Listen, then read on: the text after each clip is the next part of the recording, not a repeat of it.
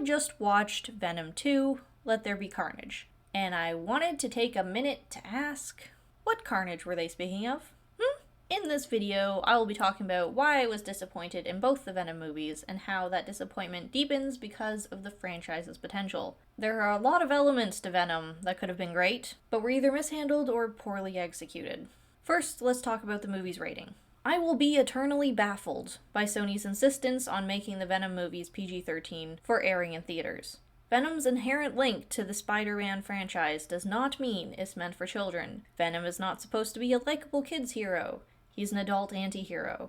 He's a goddamn villain, an alien, that eats people's heads, or is supposed to survive, and should swear and do all sorts of morally ambiguous activities. But he's been toned down for the sake of packing kids in the audience. And you know what that does? That makes a lesser experience for the actual fan base of what the Venom movies should have been, and made a movie that's hard to relate to or hold kids' attention in the first place. If Venom had been treated akin to Deadpool, it would have had a smaller market but a more engaged fan base. They could have kept the gore rather than pan off screen while it happens, strengthening the directing and visuals, adding edgier comedy, and also solidifying the complexity of the characters. P.S. No, I have not watched the new Spider-Man No Way Home, and no, I have no idea if Venom actually is in it, but I did see the after credits of Venom 2 that implies Venom and Eddie had universe hopped into the current MCU. Please do not spoil Spider-Man for me, but in acknowledging Venom and the current Spider-Man franchise's link to one another, I want to say that my point about treating Venom more like Deadpool in terms of film content still applies.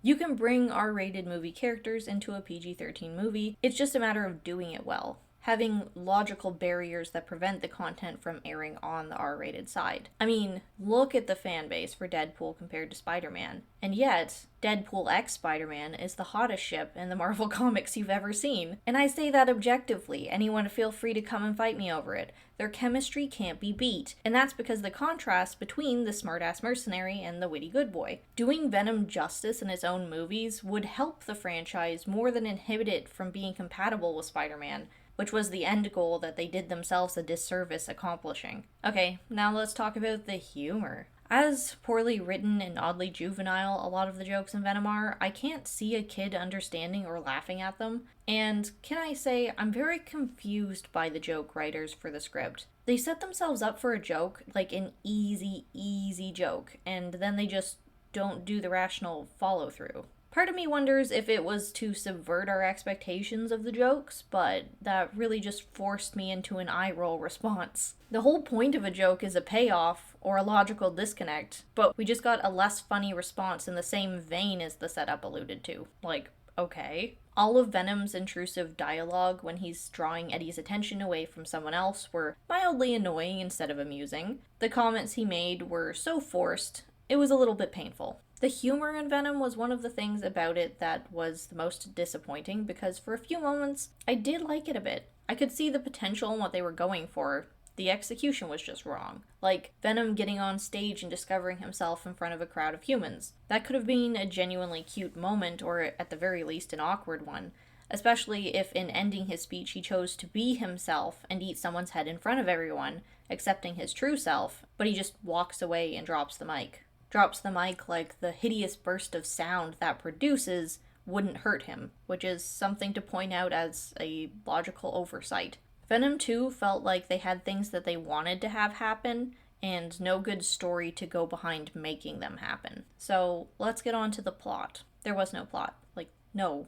Really. The plot was a meaningless rehash of parts of the first Venom movie and cardboard cutouts of conflict. There was absolutely no weight to Venom and Eddie's separation. It wasn't just a matter of the audience knowing they'd make up and join forces again by the end of the movie. It was a fight contrived out of nothing, to the point where the characters really didn't want to bother going through the motions. It was totally unconvincing. It was just two kids saying one mean thing to each other and storming off, just to come back a couple hours later and apologize because they never wanted to be mad in the first place. In a movie as short as an hour and a half, they still managed to waste my time doing the same tired routine of Venom and Eddie fighting with each other and getting thrown around their apartment. Like we haven't done this before. And the weird thing is, Venom and Eddie got back together under the threat of the idea of Carnage. Not because there was anything pressing happening. You know what would have been more compelling? Them having to settle their differences and put their egos aside because the woman that they both care about was kidnapped. But no, she gets kidnapped after they've already got back together and are on the case, which made their whole conflict a matter of just filling time. And speaking of filling time, the villains. The villains were an afterthought in this movie. They might have been the boss fight at the end, but they did next to nothing to move the plot along, because the plot was just Venom and Eddie being childish, butthurt butt buddies. Cletus Cassidy as a villain was humanized, but he was never contextualized. We're told that he was abused as a child, so he feels he's justified in being a killer, and we're shown that despite all of that, he is capable of unconditional love for Shriek, but Cletus isn't fleshed out in the movie as a terrible person. We have no grasp of what evil person he actually is, what he's done. Yes, they say he's a serial killer and done terrible things, but like, what did he do? Why is he so evil that the state decided to reintroduce the death penalty? Like, what the fuck did you do, Cletus? It's a classic case of telling instead of showing. The villains are written as characteristically chaotic evil, with no justification for them being that way. They both have so many lines of quirky dialogue, delivered in a way meant to be intimidating, and it's like, we get it, you're crazy. In the end, this might sound odd, but the biggest disappointment of Venom 2 for me was Shriek, and that's because she was the most profound of all the movie's missed opportunities. I'm not saying I have a problem with Shriek because she's a useless female character presented as powerful then constantly undermined and defined by her relationship with a man, although she is. I'm sad that they didn't utilize her as a character for something else. They took the idea of Shriek and totally botched it. She was so inconsequential, using her as a motivator for Cletus was basically a moot point. They added her into the film just to use her power when she should have known not to, presenting her kind of as an idiot, and then killing her instead of, using her in a different Venom movie or position because of her own inherent oppositional force. Because the character of Shriek with that mutation, not this specific rendition of being with Cletus, has such a great potential in the Venom franchise. The dynamic of a mutant that can incapacitate Venom and symbiotes is awesome, and they just decided to throw that away on this.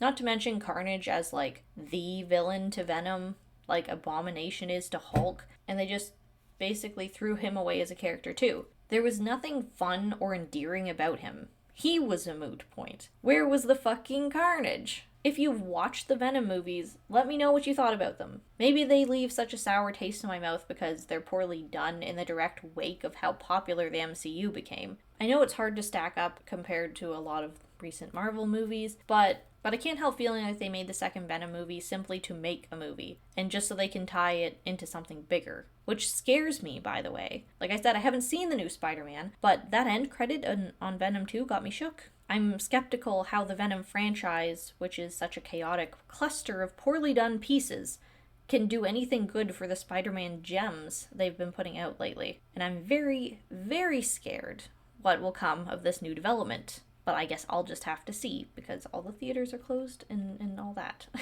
So, that's the end of the video and or rant, I suppose. You can call me a nerd if you want, but I do just like good content, and I want to see better from things being produced.